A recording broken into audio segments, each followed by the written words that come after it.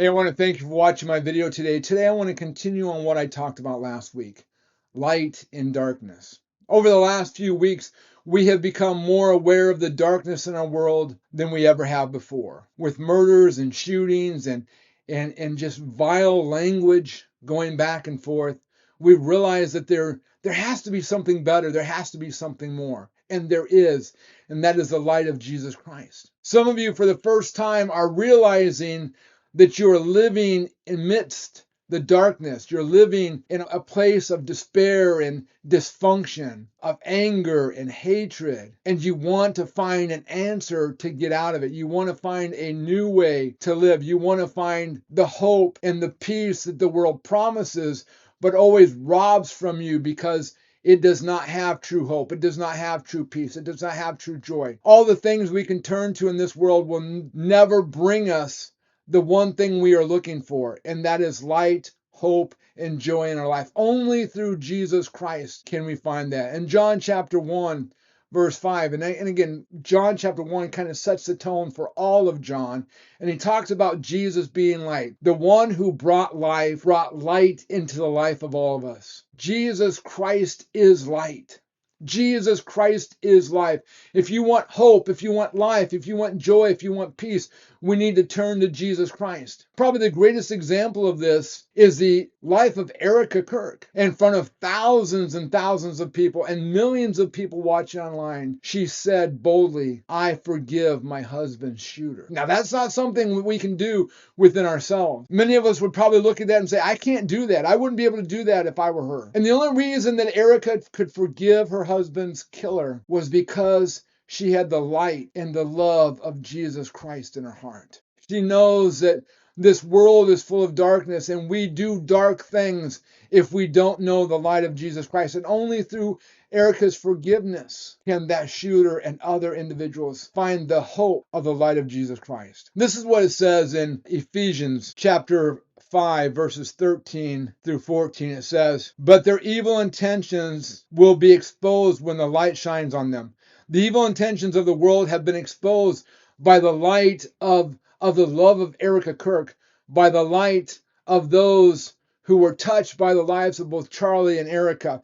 The light has exposed the darkness of this world. And many of you are struggling right now because for the first time you realize the darkness in your life and you want out of it. You want to find hope. You want to find peace. You want to find joy. It goes on and says, "For the light makes everything visible." This is why it says, "Awake, O sleeper, rise up from the dead, and Christ will give you light." Every time I read this passage, it reminds me of a movie. Don't laugh when I tell you this, but it reminds me of the movie Warm Bodies. It was a zombie movie. It's a chick flick, and it's very corny and it's very cheesy, but the thing that I found when I watched that movie, and I love to watch it from time to time, is that that movie is the message of Jesus Christ. That movie is the gospel in a nutshell. You have R, who is Romeo, and he is being living in this world of darkness and despair, of death. And you have Julie, who is just a bright light into his life. And when they meet each other,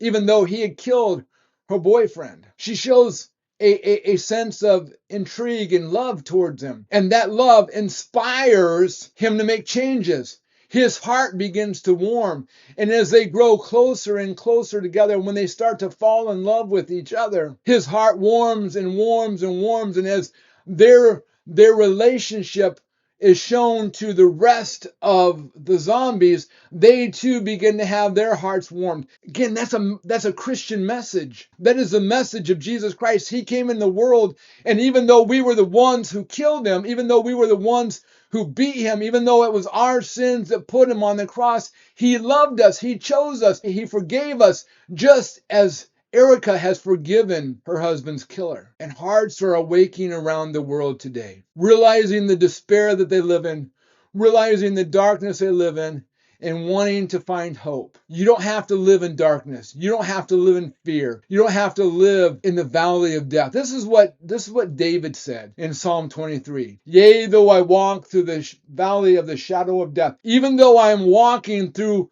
the complete darkness of this world, even though I'm walking in the darkness of my surroundings, as people are coming hard against me, as my friends are dying, as as people are accusing me, as all this stuff is going on in my life, even though I'm living in darkness right now, I will fear no evil, for you are with me, for you, God, you, Jesus, are here with me, walking with me. And your rod and your staff, they comfort me. That's the truth that we can have. Some of you are feeling very lonely today. Some of you are feeling a sense of despair, a sense of hopelessness, and you don't have to. You can choose Jesus Christ.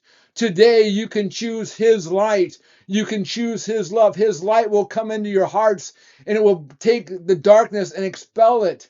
And his love will warm your hearts that are cold, just like they warm the hearts of the zombies in warm bodies. You can have hope. You can have joy. You can have peace. You can have all of that if you choose Jesus Christ today. Choose him today. As I conclude this message, I encourage you, if you want to know more about Jesus, or if you want to make a decision for Jesus Christ today, leave a message. There will be on Facebook. You can leave a message. I'll have the messages up.